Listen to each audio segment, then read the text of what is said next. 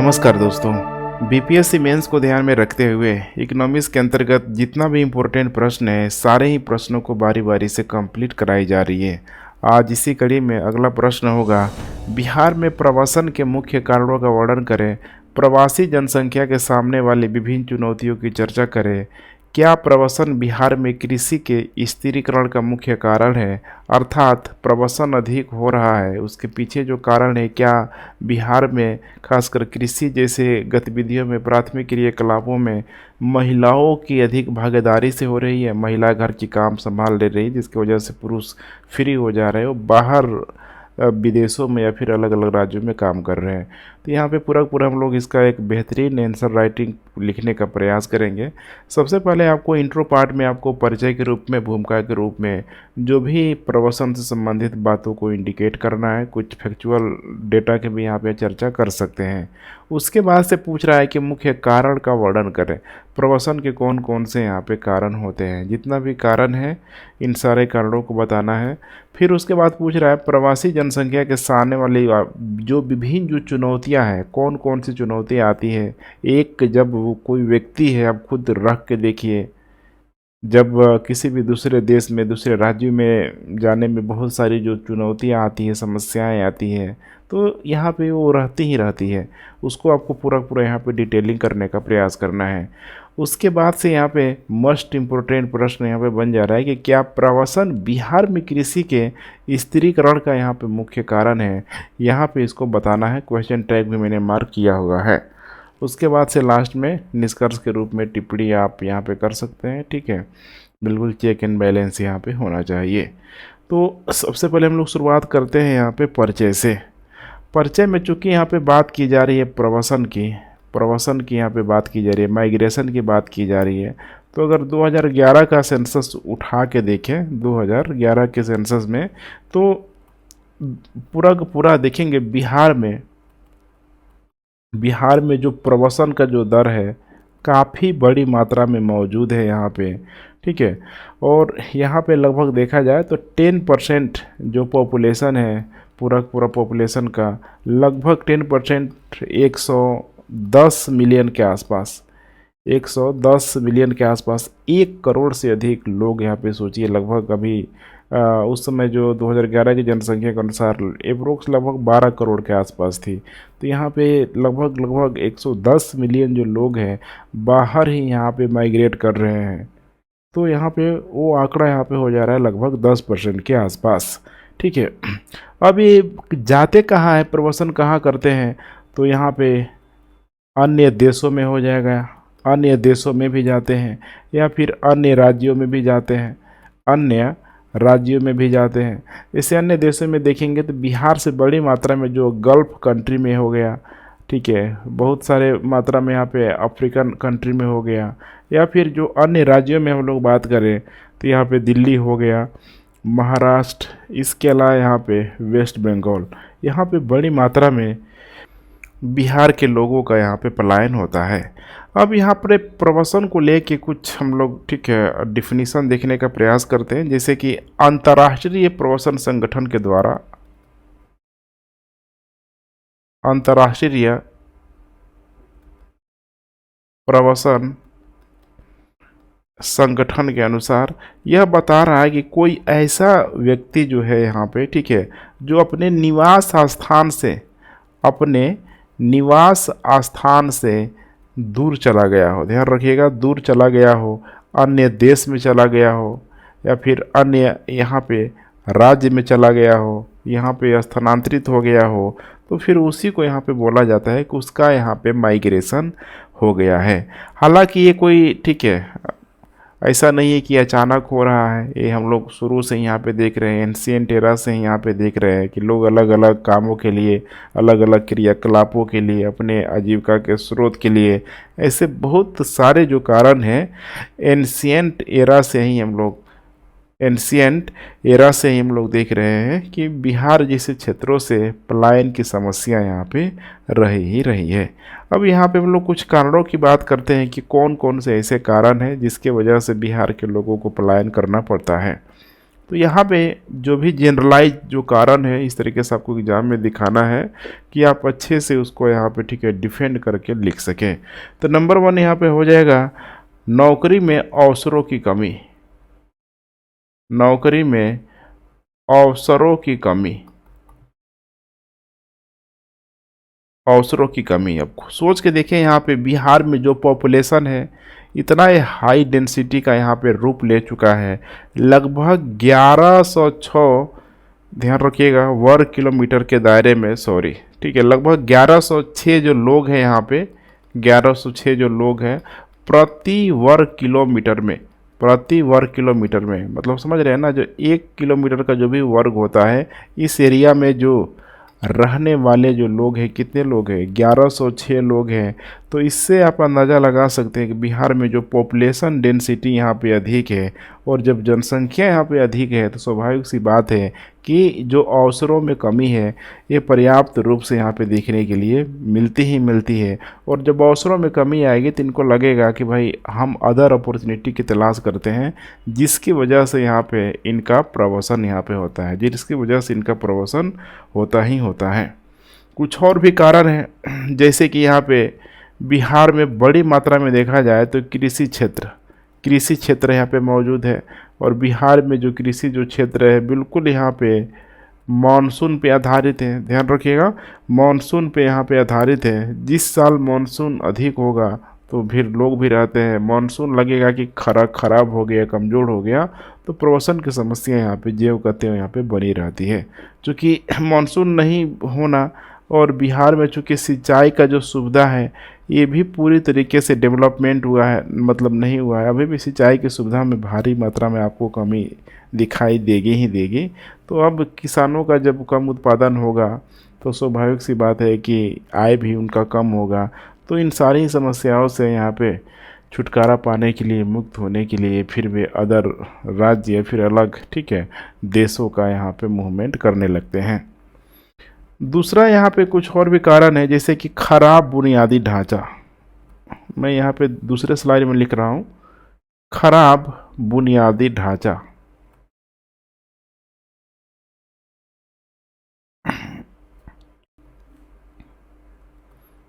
खराब बुनियादी ढांचा, इसका क्या मतलब है? तो यहाँ पे जो भी खराब जो बुनियादी ढांचा है, जैसे कि कुछ इम्पोर्टेंट ढांचा है, सड़क हो गया, बिजली, स्वास्थ्य, या फिर चाहे हम लोग शिक्षा की बात कर लें, तो ये सारे ही मामले में देखेंगे यहाँ पे तो समस्या यहाँ पे है ही है। सड़क बहुत अच्छा नहीं है, बिजली भी 24 वाला नहीं है, स्वास्थ्य को लेके कोविड वगैरह में स्थिति इतनी ख़राब यहाँ पे हो चुकी है, पीएचसी की हालत बिहार में बहुत ख़राब है, एजुकेशन सिस्टम, शिक्षा को लेके भी मैंने आपको पूरा जो तस्वीर मैंने पेश किया हुआ था कि हर एरिया में देखेंगे तो शानदार तरीके से यहाँ पे कार्य यहाँ पे नहीं कर रहा है, ठीक है। तो ये बहुत बड़ा कारण है यहाँ पे। अब इन सारे कारणों की वजह से देखेंगे यहाँ पे तो स्वाभाविक सी बात है कि इसमें रोज़गार में कमी आना यहाँ पे तय है, यहाँ पे रोज़गार में कमी आना यहाँ पे तय है, यहाँ पे नौकरी के अवसर में कमी आना यहाँ पे तय है। और जिसके वजह से यहाँ पे बिहार में जो आर्थिक जो विकास है बहुत कम यहाँ पे दिखाई देती है। इसके अलावा और भी कारण है, जैसे कि बेहतर जीवन गुणवत्ता के लिए, बेहतर जीवन गुणवत्ता के लिए। अब सोचिए कि अगर कोई भी व्यक्ति अगर बिहार में अगर वो सक्षम ही है लेकिन उसको सड़क, बिजली, स्वास्थ्य, शिक्षा, ये सारा जो चीज़ है किसी एक व्यक्ति के लिए तो नहीं बनेगा, ये पूरे समुदाय के लिए यहाँ पे बनेगा। और जैसे ही अगर कोई सक्षम व्यक्ति है अगर एक बार वो घर से बाहर निकला, अगर उसका सैलरी अच्छा है या फिर बिजनेस अच्छा है तो तुरंत ही वो चाहता है कि हम बिहार को छोड़ दें, बाकी दूसरे राज्यों में या फिर दूसरे देशों में जाके वो यहाँ पे रहने लगता है। तो ये भी बहुत बड़ी समस्या है, यहाँ पे ध्यान रखिएगा। बेहतर जीवन गुणवत्ता न होने के कारण भी लोग अपने परिवार के साथ दूसरे राज्य एवं शहरों में पलायन कर जाते हैं, ठीक है। तो इसीलिए यहाँ पे वर्तमान जो बुनियादी जो ढांचा है इसको सुधार करने की बड़ी मात्रा में ज़रूरत है। तीसरा यहाँ पे हो जाएगा गरीबी को लेके। यहाँ पे मैं पॉइंट डाल दे रहा हूँ, जैसे नंबर 1 यहाँ पे हो जाएगा, 1 नंबर ए था ठीक है। दूसरा यहाँ पे ये था खराब बुनियादी ढांचा, और तीसरा यहाँ पे हो जाएगा यहाँ पे गरीबी को लेके। गरीबी को लेके तो गरीबी को लेके मैंने आपको बताया हुआ था, एमपीआई इंडेक्स नीति आयोग के द्वारा जो जारी किया गया है भारत के संदर्भ में, मल्टी डायमेंशनल पॉवर्टी इंडेक्स, इसमें बिहार में जो गरीबी है 51.9% के आसपास, जहाँ पे हर जो दूसरा परिवार है बिहार में गरीबी है। तो इसी से आप अंदाज़ा लगा सकते हैं कि गरीबी रेखा से नीचे जो लोग हैं अपना जीवन यापन करने के लिए यहाँ पे बिहार में पूरी तरीके से यहाँ पे मौजूद है। अब ऐसे में जब, ठीक है, गरीबी से नीचे यहाँ पे कह सकते हैं, गरीबी रेखा से नीचे जब ये लोग जीवन जीने के लिए मजबूर है, तो स्वाभाविक बात है कि आय का दूसरा विकल्प भी, आय का दूसरा विकल्प भी तलाश करने का प्रयास करेंगे। और यही जो आय का जो दूसरा विकल्प है, यही ये प्रवासन की बहुत बड़ी समस्या का कारण बनता है।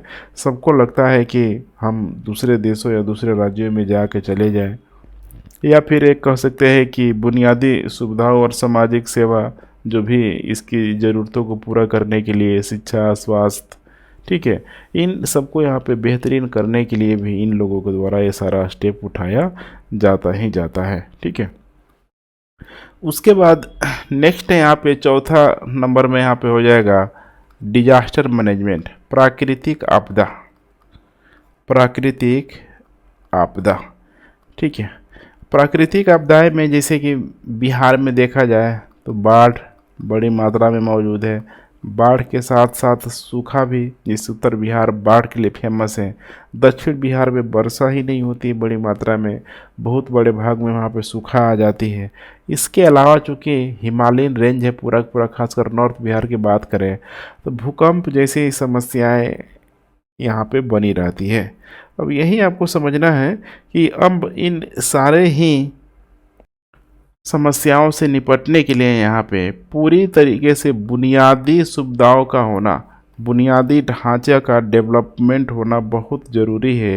या फिर ये भी कह सकते हैं कि बाढ़, सूखा, भूकंप की वजह से बुनियादी ढांचा का बहुत बड़े मात्रा में यहाँ पे इसका नुकसान किया ही किया जाता है। सोचिए यहाँ पे बड़ी मात्रा में बाढ़ आएगा, कितने सारे सड़कों को तोड़ देगा, सूखा भी वही करेगा यहाँ पे, ठीक है, बहुत सारे लोगों को भूखा मार देगा, भूकंप का भी वही यहाँ पे दृष्टिकोण है। तो कुल मिला के यहाँ पे, ठीक है, बुनियादी ढांचा अगर थोड़ी बहुत है भी तो ये पूरी तरीके से उसको ख़त्म करने का भी प्रयास करता ही करता है। अब सोच पा रहे हैं यहाँ पे बाढ़ आ जाएगा, यहाँ पे कितने लोगों की फसलें बर्बाद हो जाएगी, प्रवासन का एक बहुत बड़ा कारण हो जाता है।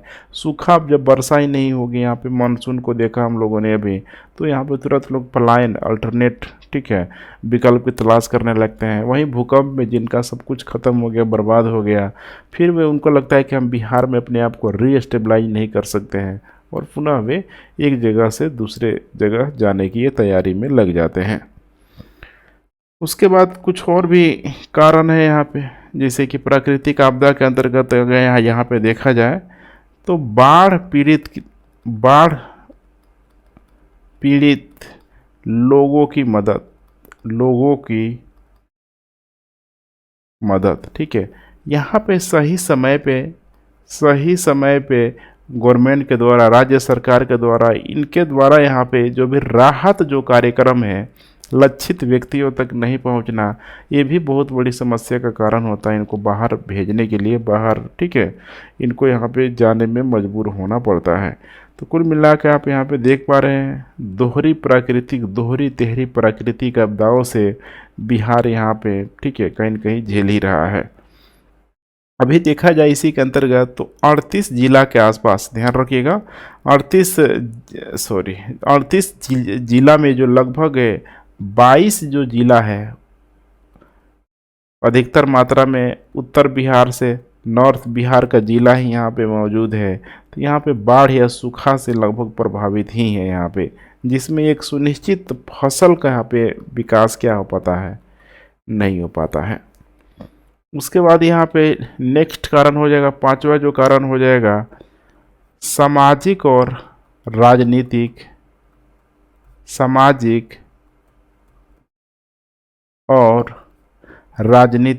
अस्थिरता।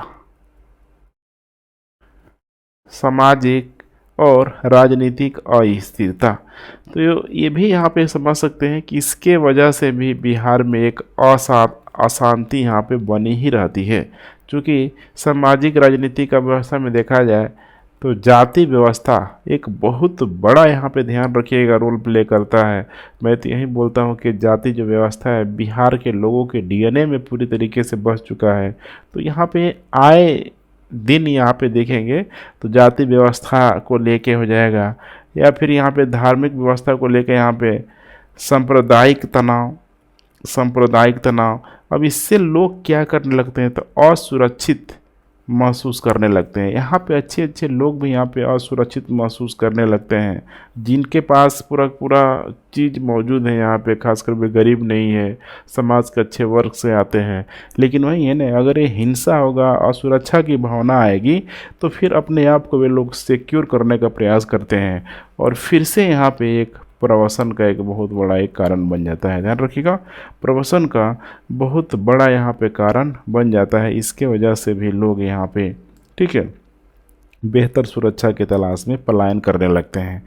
तो आप लोगों को क्या दिखाई दे रहा है कि प्रवसन सिर्फ और सिर्फ गरीबी की वजह से नहीं हो रहा है, बल्कि राजनीतिक सामाजिक अस्थिरता भी एक बहुत बड़ा कारण है। अब यहाँ पे प्रवासी जनसंख्या के सामने वाली चुनौतियाँ कौन कौन से हैं, तो यहाँ पे बहुत सारी चुनौतियाँ हैं। नंबर 1 यहाँ पे हो जाएगा आर्थिक चुनौती। आर्थिक चुनौती, अब सपोज करिए इसमें कि कोई भी अगर एक व्यक्ति बिहार से, सपोज करिए कोई गुजरात जा रहा है, पंजाब जा रहा है, दक्षिण भारत जा रहा है, तो जाते ही तो वह उसको तो ऐसा नहीं है कि उसको काम मिल जाएगा, जाके उसको रोज़गार खोजना पड़ेगा। रोज़गार खोजने में यहाँ पे कठिनाइयाँ आती ही आती है, कठिनाइयाँ आती ही आती है। खासकर अगर वो अकुशल क्षेत्र से बिलोंग करता हो तो फिर समस्याएं और अधिक यहाँ क्या हो जाएगी, बढ़ जाएगी, कठिनाई आएगी। और वित्तीय असुरक्षा की भावना रहती ही रहती है। क्योंकि जब गांव के क्षेत्रों से जाएगा तो बहुत कम मात्रा में उसके पास, ठीक है, पैसा तो रहेगा नहीं, पैसा होता तो बाहर इतना जल्दी क्यों जाता, तो फिर उसको समस्या होती है। फिर वहाँ अपने आप को किस तरीके से रोटी कपड़ा, ठीक है, का यहाँ पे व्यवस्था करें, समस्या होती ही होती है। यहाँ पे ध्यान रखिएगा आर्थिक चुनौती को लेके। दूसरी बात कर रहे हैं हम लोग यहाँ पे भाषा को लेके। तो यहाँ पे बहुत इम्पोर्टेंट रोल प्ले करता है यहाँ पे भाषा, क्योंकि भाषा जो है यहाँ पे कम्युनिकेशन के लिए, संवाद के लिए एक बहुत बड़ा यहाँ पे कह सकते हैं कि एक इंटरमीडिएटरी यहाँ पे रोल प्ले करते हुए नज़र आएगा। जब भाषा ही किसी अन्य लोगों से, अन्य राज्य के लोगों से जब नहीं मिलेगा तो समस्याएं आना यहाँ पे तय है। यहाँ पे ध्यान रखिएगा, समस्या आना यहाँ पे तय है और फिर शुरू यहाँ पे हो जाएगा अलग अलग समस्याएं।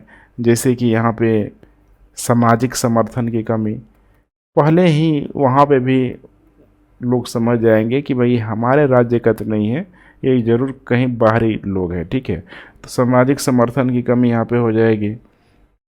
हेल्थ को लेके भी समस्या आएगी, सारे समस्या आएगी।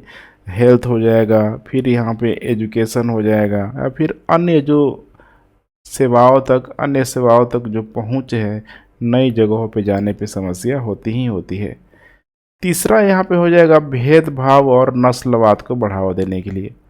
भेदभाव और नस्लवाद को बढ़ावा देने के लिए तो जो भी देखिए प्रवासी जो होते हैं, अपना जातीय, धर्म, संस्कृति, इन सारे ही आधार पे वे अपने साथ भेदभाव की जो फीलिंग है यहाँ पे, इसका अनुभव कर सकते हैं। यहाँ पे जो भी समस्याएं देख रहे हैं यहाँ पे, कहीं न कहीं किसी न किसी स्तर पे जाके यहाँ पे इनको भेदभाव वाला एहसास जरूर ही यहाँ पे हो ही जाएगा। और जब इस तरह की जब गतिविधियाँ होगी तो फिर वही है ना कि अपने अंदर जो उनके अंदर बदले की भावना आ जाती है, हिंसा की भावना आ जाती है कि उसने हमें ये किया वो किया। जैसे बिहार में खूब देखने के लिए मिलता है, बंगाल में देखने के लिए मिलता है कि अपने बदले की भावना से प्रेरित होकर बहुत सारे, ठीक है, जो युवा वर्ग है नक्सलवाद को, माओइस्ट को यहाँ पे ज्वाइन कर लेते हैं। तो यहाँ पे समस्या यहाँ पे होती ही होती हैं। सामाजिक बहिष्कार की वजह से शत्रुता, असुरक्षा और भय की भावना ये पूरी तरीके से पैदा करती हैं। उसके बाद से हम लोग यहाँ पे, ठीक है, नेक्स्ट हम लोग देखते हैं कानूनी चुनौतियाँ। लेकिन इसमें आपको कानूनी नस्लवाद में आपको यहाँ पे बता देना है, जैसे कि एक अच्छा एग्जाम्पल है महाराष्ट्र में आए दिन देखते होंगे बिहारी मजदूरों को लेके नस्लीय भेदभाव का बहुत बड़ा एग्जाम्पल देखने के लिए मिलता है। नस्लीय भेदभाव का हमेशा ही वहाँ पे एक नारा लगता है कि बाहरी लोगों को भगाओ, बिहार और यूपी के लोगों को भगाओ। तो ये चीज़ें यहाँ पे चलती ही रहती है। नेक्स्ट हम लोग बात करते हैं यहाँ पे कानूनी चुनौतियों के लेके, कानूनी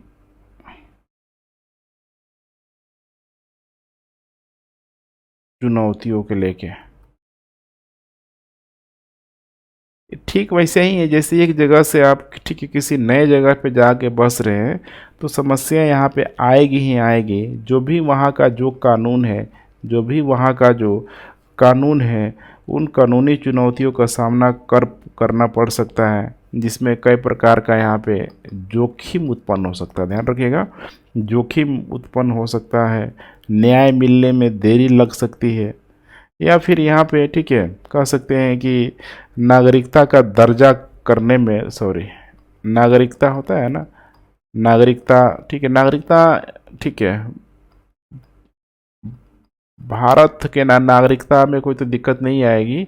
लेकिन यहाँ पे जो डोमिसाइल है, यहाँ पे ध्यान रखिएगा, जो डोमिसाइल है यहाँ पे, ठीक है, जिसको निवास प्रमाण पत्र बोलते हैं, निवास प्रमाण पत्र बोलते हैं, यहाँ पे इन सारे ही संबंधित गतिविधियों पे समस्याएं यहाँ पे आ सकती है। उसके बाद यहाँ पे कुछ और भी कारण है, जैसे कि सांस्कृतिक अनुकूलन, कल्चरल एक्टिविटी, सांस्कृतिक अनुकूलन। अब जो भी प्रवासी जो लोग हैं उनके रीति जो रिवाज है, रीति रिवाज, परंपरा, सामाजिक मानदंड, ये शुरू से खुद सोच के देखिए ना, एक बिहार का व्यक्ति, बिहार में जो भी उनकी रीति रिवाज है, परंपरा है, शादी ब्याह कैसे हो रहा है, छठ त्योहार कैसे यहाँ पे मनाया जा रहा है, ऐसे में वह जब जाएगा नया इकोसिस्टम में, नया सामाजिक वातावरण में जब जाएगा, तो वो जो निकटता है, वो जो समरसता है, उसके अंदर वो चीज़ उन लोगों के साथ हो, जो जुड़ाव है, वो कर ही नहीं पाएगा यहाँ पे। और फिर से यहाँ पे एक बहुत बड़ी समस्या को जन्म देगा, सामाजिक अलगाववाद की भावनाएं धीरे धीरे पैदा होने लगती है। उसके बाद नेक्स्ट यहाँ पे हो जाएगा स्वास्थ्य संबंधी चुनौतियाँ, स्वास्थ्य संबंधी चुनौतियाँ, ठीक है। तो ये तो रहता ही रहता है। जब सोच के देखिए, अगर लेबर है यहाँ पे, तो स्वाभाविक सी बात है कि उसके पास बीमा तो होगा नहीं, बीमा जैसी सुविधाएं उसके पास होती नहीं है यहाँ पे। और जब बीमा जैसी सुविधाएं नहीं है यहाँ पे, तो इसका मतलब कि लेबर है, बहुत उसके पास जो संसाधन है सीमित है यहाँ पे। अब यहाँ खुद अब सोच के देखिए, प्रवसन की वजह से अगर उसको कोई भी समस्या अगर आ जाता है हेल्थ संबंधी, चाहे मतलब तनाव हो, या फिर कोई बीमारी के संपर्क में यहाँ पे आ गया, तो फिर क्या ये जो व्यक्ति है इतना आसानी से अपने आप का जो ट्रीटमेंट है करवा पाएगा? ये हमेशा ही समस्या यहाँ पे रहेगा ही रहेगा, यहाँ पे ध्यान रखना है आपको।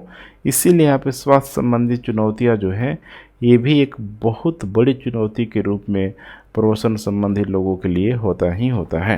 या फिर नए इकोसिस्टम में जाना, वहाँ का ठीक है हवा पानी किस तरीके से हो, तो देखिए दिक्कत होता है, ठीक है, एडप्टेशन में दिक्कत आती ही आती है।